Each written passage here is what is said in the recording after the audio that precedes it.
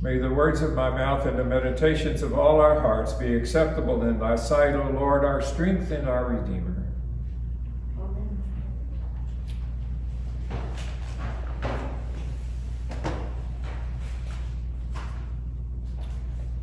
You know, the disciples truly loved Jesus. They loved him so much.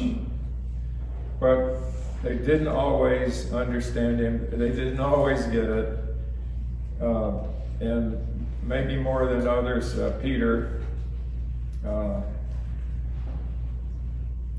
of stumbled over his words. Jesus, you see, had his sight on the future of all mankind, the future of the world, the future of the creation. Peter was very short-sighted in that respect. Peter and his disciples were looking for an immediate solution to the struggles of the day. They wanted an earthly king, you know, to rule the day, a conquering king. They didn't understand about this heavenly king. They didn't really quite get that. They were making their plans, some of them, for their part in the new administration. There's some fascinating stories about that. So when Peter came to him and said, "Forbid it, God forbid it, Lord. This must not happen to you. Get behind me, Satan," he said. And I like to think he wasn't addressing Peter, the Peter with his feet firmly planted in the world of the moment, but rather to Satan.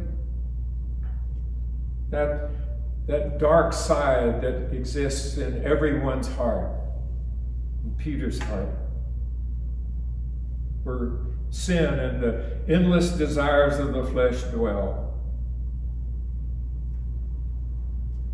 Satan was and is today very interested in this earthly king role. It says, Jesus refers in the scriptures sometimes as to Satan as the ruler of the world. Now, I don't want to go too far with that. It's just not that kind of day for me, but this is kind of what I saw happening when I read that. There's a interesting little theme that runs through the Jesus story that I turn to sometimes. It goes back to when Jesus was in the desert and Satan was tempting him with all those temptations. And when Jesus rejected it all, the scripture says that I'll just read it. When the devil had finished every test, he departed from Jesus until an opportune time. So this seemed kind of like an opportune time to once again test Jesus. When Peter and all of his followers say, no, you can't go and die on the cross. This is not in the plan for us. But Jesus takes Peter aside and said, "Well, look, Pete, don't really get it." And in the Garden of Gethsemane, you know, and the cross is even closer. And there is Jesus in great distress. The tears running down like blood, it says. An opportune time for Satan to come and tempt Jesus to just back out of the whole story. And on the cross itself, as he was taunted, if you are the Son of God, why don't you just come down from there?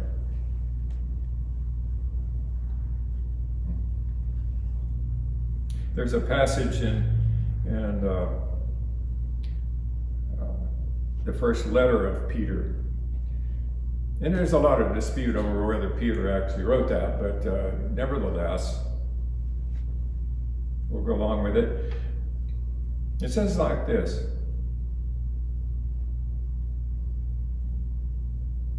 Well, first let me just say, I just want to remind you of a saying that I love. The devil never offers you anything you don't want. I just think that's so true. See, if you want something really, really badly, it may be just fine, but you might want to just check.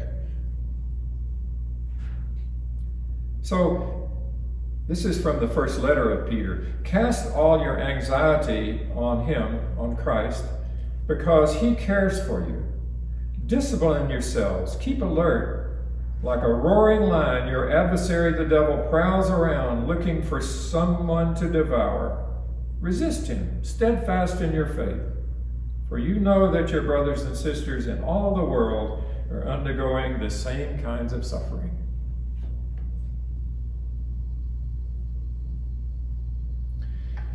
So Jesus, in an attempt to explain it all to Peter and the rest, says he takes them aside and he tells them, he tells them this paradoxical idea. If any want to become my followers, let them deny themselves and take up their cross and follow me. For those who want to save their life will lose it, and those who lose their life for my sake will find it. And, that's kind of a quizzical thing to say, really. What do you mean, lose my life so I can gain my life? But I think Jesus is suggesting that the life we want to save is the everyday life that we lead as citizens of the world.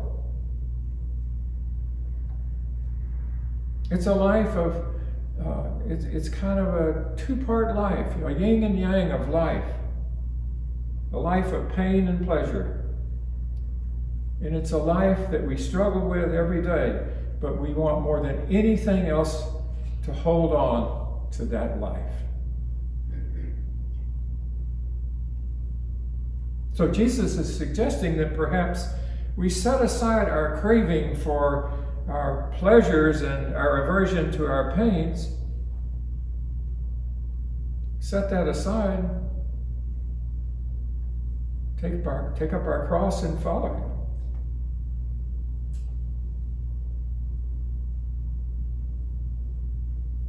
Suffering and discontent arises daily. I like the word discontent more than suffering, because I'm not talking about when you got a pain in your side. But it arises every day. When we want things to be different than they are, or things that are different, we want them to stay the way they are. Want what you got, don't want what you don't got. The law of the universe is that everything that exists is constantly changing. Constantly.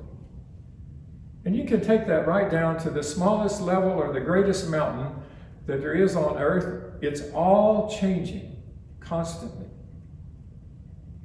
And you and I are changing constantly. I've been changing for a long time. But it's the law. Nothing is truly reliable or permanent. We live our lives in this sea of constant change. All things arise and pass away. Hence this cycle of pain and pleasure, joy and sorrow. But just think about it. What would life be like if there was no light and dark? What would that be like? If there was no sorrow, how could we know joy? If there was no pain, how could we know pleasure? If there was no bitter, how could we know sweet? There's a thing in food, that certain foods that I just love are bitter and sweet. If there were no death, how could we know the beauty of life? If we live forever, would life have any meaning at all? It would not. So here we are. I've been crying ever since I got here. Here we are. This interim time that we've spent together is passing away, exactly according to plan. Actually, perfectly according to plan. Perfectly. I could not be prouder of our time together. It's been perfect. And imagine what has happened in this time that could have made it to be very imperfect. I am so grateful for it all. The opportunity to fill this role has been a great, great gift to me.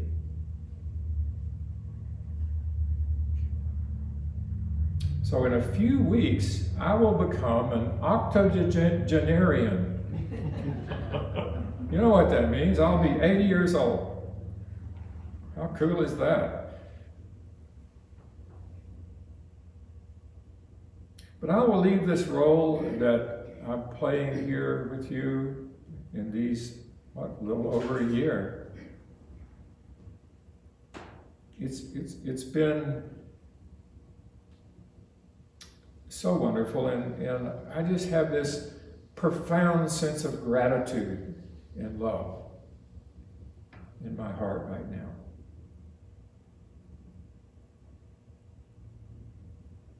So I'll be absent from you for the appropriate period of time, and I can't say for sure how long that will be. But when I get over it,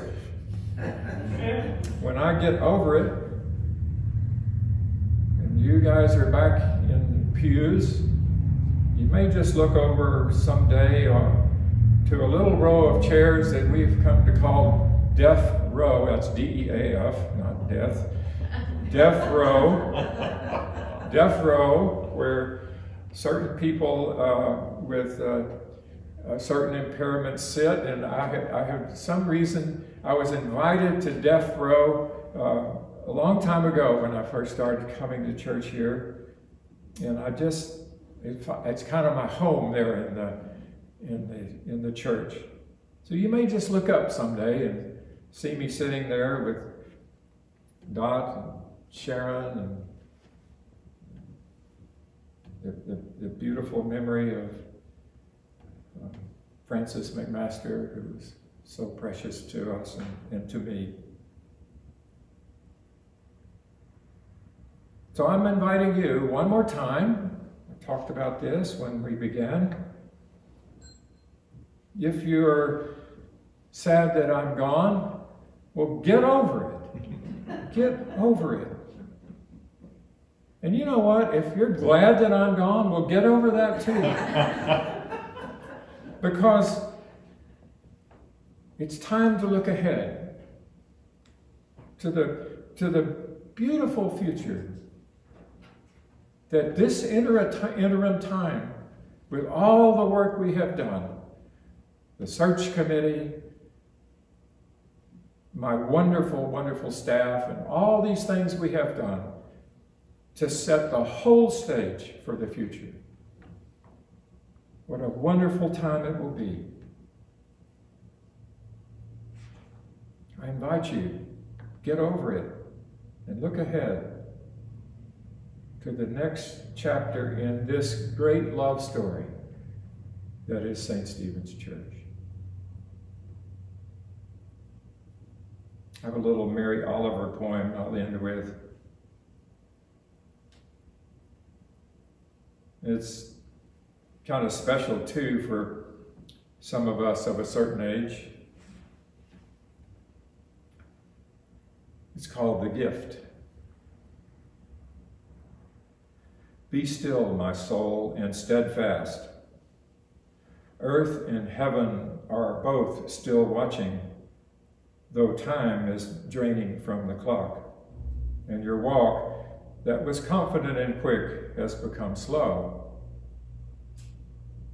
So, be slow if you must, but let the heart still play its true part.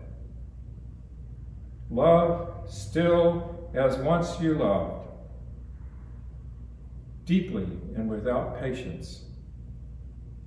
Let God and the world know you are grateful that the gift has been given.